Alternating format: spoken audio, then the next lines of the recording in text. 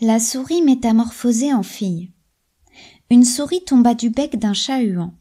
Je ne l'eusse pas ramassée. Mais un brahmin le fit, je le crois aisément. Chaque pays a sa pensée. La souris était fort froissée. De cette sorte de prochain, nous nous soucions peu. Mais le peuple brahmin le traite en frère. Ils ont en tête que notre âme, au sortir d'un roi, entre dans un ciron ou dans telle autre bête qu'il plaît au sort. C'est là l'un des points de leur loi. Pythagore chez eux a puisé ce mystère. Sur un tel fondement, le brahmin crut bien faire de prier un sorcier qu'il logeât la souris dans un corps qu'elle eût eu pour hôte au temps jadis. Le sorcier en fit une fille de l'âge de 15 ans, et telle est si gentille que le fils de Priam pour elle aurait tenté plus encore qu'il ne fit pour la grecque beauté. Le brahmin fut surpris de choses si nouvelles. Il dit à cet objet si doux: vous n'avez qu'à choisir, car chacun est jaloux de l'honneur d'être votre époux. En ce cas je donne, dit-elle, ma voix au plus puissant de tous. Soleil, s'écrie alors le brahmin à genoux, c'est toi qui seras notre gendre. Non, dit-il, ce nuage épais est plus puissant que moi, puisqu'il cache mes traits. Je vous conseille de le prendre. Eh bien, dit le brahmin au nuage volant, es-tu né pour ma fille? Hélas non, car le vent me chasse à son plaisir de contrée en contrée. Je n'entreprendrai point sur les droits de Borée. Le brahmin fâché s'écria: ô vent donc, puisque vent y a, viens dans les bras de notre belle. Il accourait. Un mont en chemin l'arrêta.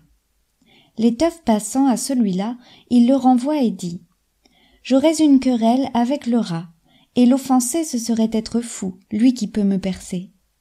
Au mot de rat, la damoiselle ouvrit l'oreille. Il fut l'époux. Un rat, c'est de ces coups qu'amour fait, témoin tel est tel, mais ceci soit dit entre nous. On tient toujours du lieu dont on vient. Cette fable prouve assez bien ce point. Mais à la voir de près, quelque peu de sophisme entre parmi ses traits. Car quel époux n'est point au soleil préférable en s'y prenant ainsi? Dirais-je qu'un géant est moins fort qu'une puce? Elle le mord pourtant. Le rat devait aussi renvoyer pour bien faire la belle au chat, le chat au chien, le chien au loup. Par le moyen de cet argument circulaire, Pilpay jusqu'au soleil eut enfin remonté. Le soleil eut joui de la jeune beauté. Revenons s'il se peut à la métempsychose. Le sorcier du brahmin fit sans doute une chose qui, loin de la prouver, fait voir sa fausseté.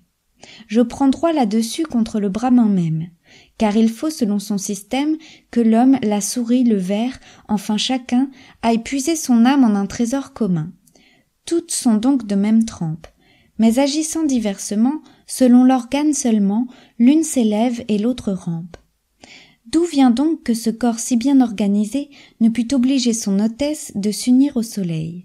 Un rat eut sa tendresse.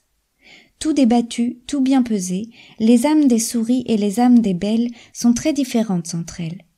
Il en faut revenir toujours à son destin, c'est-à-dire à la loi par le ciel établie.